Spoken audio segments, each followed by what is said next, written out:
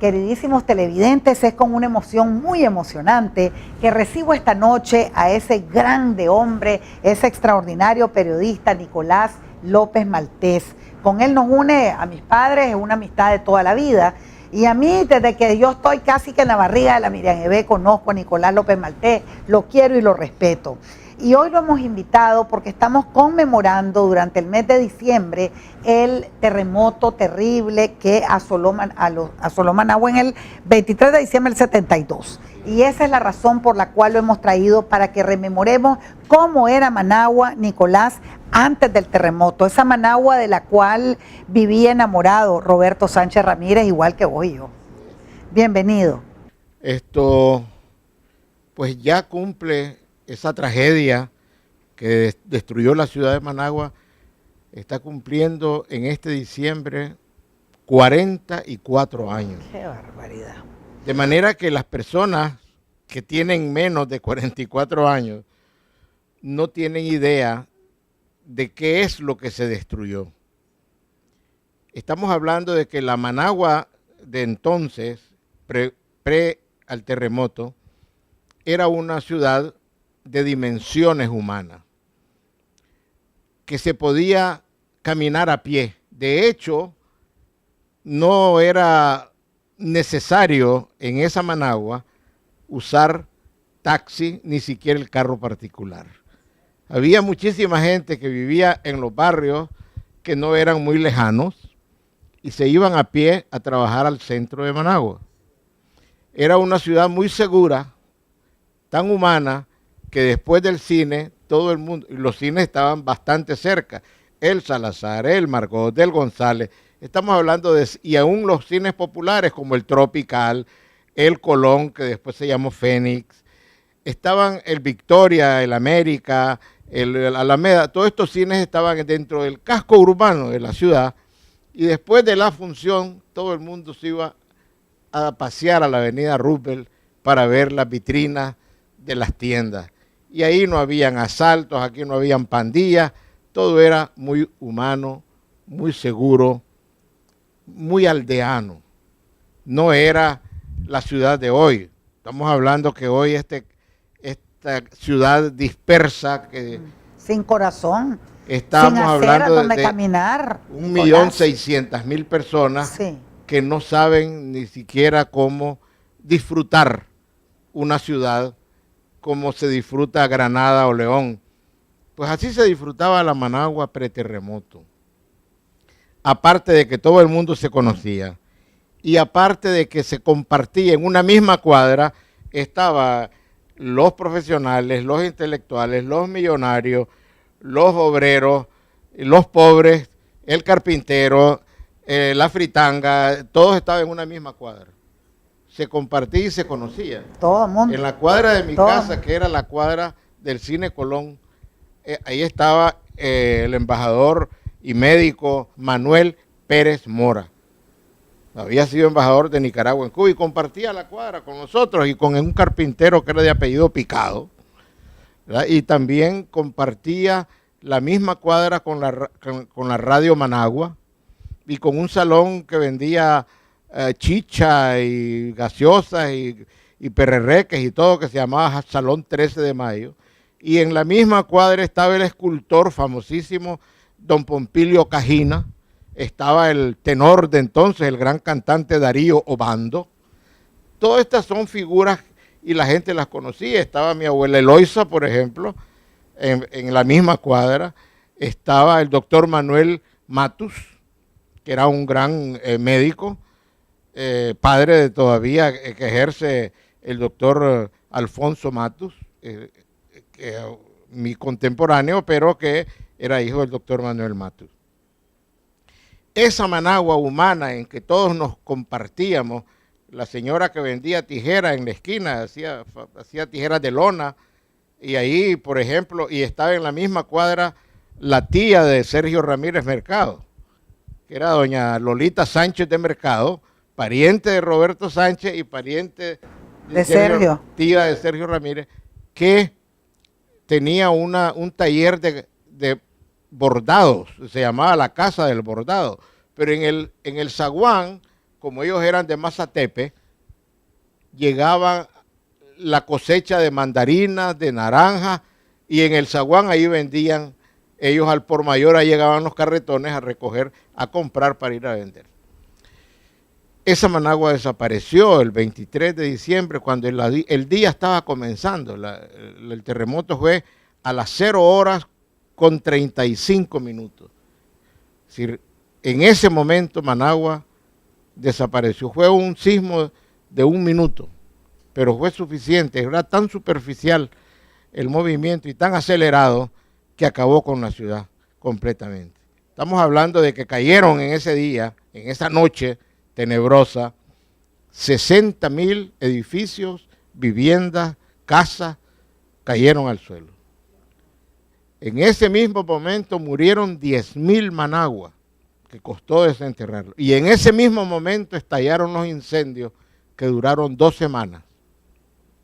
Imagínense ustedes que no había manera de apagarlos porque no había agua. La losa del cuerpo de bomberos le cayó encima a todas las unidades. ¡Qué barbaridad! Los guardias nacionales que estaban supuestos a guardar el orden salieron despavoridos a sus pueblos y dejaron la ciudad inerme totalmente. Hubo que traer después policías de otros departamentos, bomberos de otros departamentos que no podían entrar a los incendios porque los escombros no los dejaban pasar. Y entonces, después de eso, comenzó el pillaje. Pillaje de gente que venía de los pueblos cercanos, venía a rescatar, decían ellos, lo que se iba a quemar de las tiendas. Y entonces se llevaban, recuerdo que de la Casa Mántica se llevaron los pianos en carretones de mano. Y entonces la gente le decía, mire, pero ¿a dónde lleva eso? Me lo llevó a mi casa porque se va a quemar, decía. Y entonces le explicaba, pero si eso no va a alcanzar en tu casa, yo le arranco la puerta para que entre el piano, decía. Increíble. Y así se llevaron refrigeradoras, se llevaban todo. Y hubo represión, hubo balazos para tratar de evitar. Los dueños de las tiendas se armaron para cuidar sus para autodefensa. Viviendas. La ciudad fue, lo que no había caído, pues fue demolido, fue botado por tractores que mandó el gobierno. Somoza ya no era el presidente, él había entregado la presidencia en mayo. Anastasio Somoza de Baile dejó la presidencia en mayo y asumió un triunvirato de 2 liberales y un conservador. Y sin embargo, Somoza se agarró la autoridad porque se nombró presidente del Comité Nacional de Emergencia y él tomó la batuta y él ordenó todo lo que quería ordenar, incluyendo que no se moviera la ciudad, como lo vino a recomendar un geólogo que mandó a las Naciones Unidas. Él recomendó que la ciudad tenía que moverse. La capital se moviera para afuera del Pacífico y recomendó que se hiciera en Estelí, que la capital se reconstruyera en Estelí. Ajá. Porque Managua se iba a seguir destruyendo periódicamente, y tenía razón, porque Managua sufrió 2 terremotos destructivos en el siglo XIX y otros 2 terremotos destructivos en el siglo XX. Sí, el del 31 y el del 72. Y el ritmo de destrucción no quiere decir que eso se tiene que cumplir, pero el primer fuerte terremoto del siglo XIX fue en 1844. El segundo fue en 1885, pero no hubo mayores consecuencias porque entonces Managua era pequeñita. En 1800 eran puros ranchos muy de paja. Chiquita, claro. No había construcciones importantes, no hubo muertos, ni hubo nada. En el de 1885 ya se quebró la iglesia. Después vino hasta el siguiente siglo XX, en 1931, que si hay destrucción, en que ya hubo muertos, hubo 1,000 muertos, hubo mucha destrucción de las ciudades que eran de adobe, las casas. Y más o menos en el segundo terremoto que fue en el que fuimos, lo experimentamos en carne propia, los de mi edad y los de mi generación, fue en 1972. Lo curioso es de que el terremoto de 44 pasaron entre un terremoto y otro pasaron entre 41 y 46 años. Entre 41 y 40, se repitió eso. De manera Puede ser una cíclica. casualidad, pero hay un ritmo que de alguna manera se cumple. Y estamos en el 2016, los 46 años se cumplen en el 2018. Dios quiera que eso no se cumpla, ¿verdad? Porque siempre va a haber desastre. Managua, los terremotos son muy superficiales, muy cerca de la superficie, 1 kilómetro, 5 kilómetros. Pero ¿por qué se destruye Managua en el 72? Sobre todo por la irresponsabilidad de las construcciones.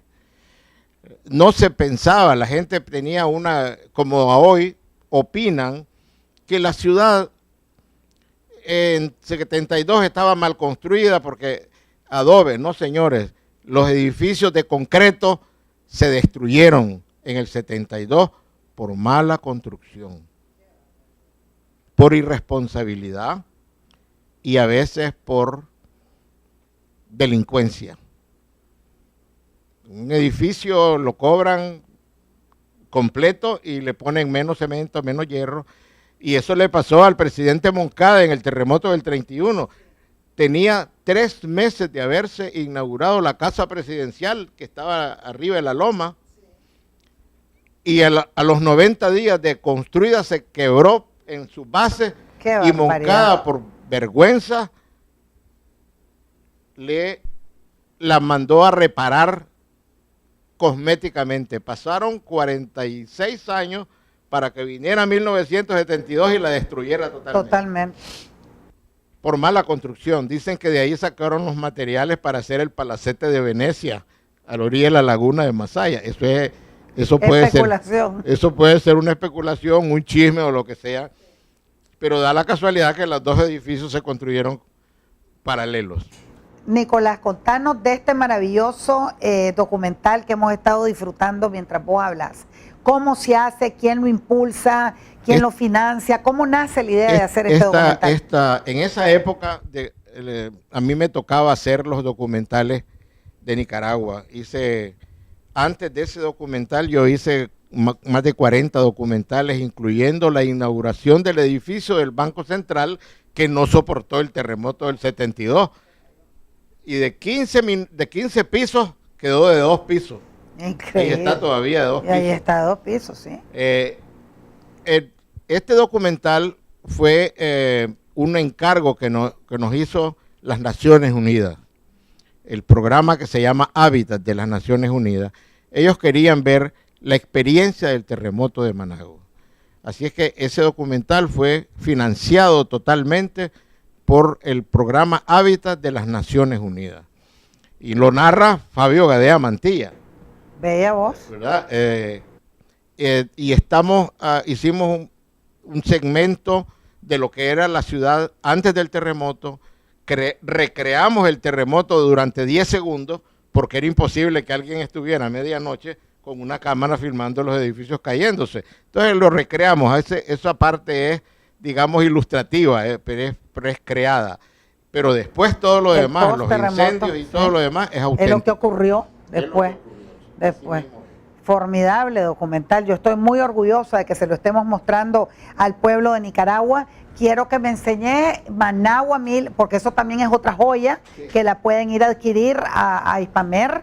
Sí. Managua 1972. Contarle un poquito a los televidentes la historia de ese libro. Este libro lo hicimos pensando en la nostalgia de Managua, no para enseñar dolor, sino para enseñar lo que era la ciudad antes de su destrucción. Aquí están todas las calles, las iglesias, los seres humanos.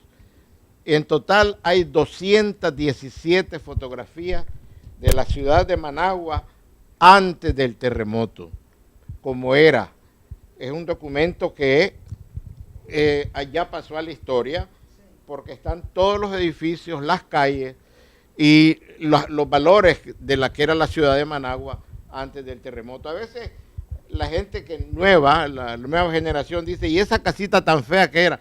Era nada menos que la Hormiga de Oro, la sorbetería más célebre de Managua.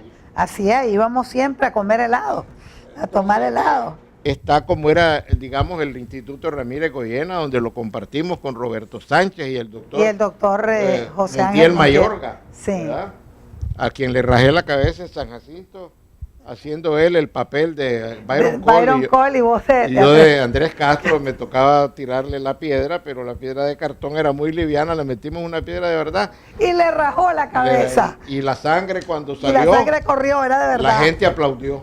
¡Qué barbaridad! Aquí tienen ustedes. ¡Qué barbaridad! Este libro está en Hispamer, en Literato sí, y en San Jerónimo. Para que lo vayan a buscar. El que lo quiera hacer. Y con gusto se lo quiero entregar a Jimena. Claro que sí, para que Ramírez. Lo disfrutemos con Amor de Locura Azul. Y yo a mi vez te voy a regalar Historia Militar de Nicaragua antes del siglo XIX para que lo disfrutes y para que lo compartas con tu equipo de trabajo. Vaya, pues, en Estrella de Nicaragua y en Nicaragua. Así que los invito a escudriñar lo que fue Managua, lo que perdimos, y que estemos atentos porque Managua ha pasado temblando desde las huellas de Acahualinca hace 4.000 años hasta el presente, y va a seguir temblando. Así que Managua no es una ciudad segura, y Dios quiera que no se repita un terremoto como el del 72. Bueno, pues con semejante mensaje, queridísimos televidentes, quiero despedirme de ustedes esperando y deseando que este programa sea del agrado de todas y todos ustedes y que tengamos todas y todos la posibilidad de celebrar a la Virgen de Guadalupe este 12 de diciembre, que es la emperatriz de las Américas. Les amo con locura azul. ¡Chao! Esta generación de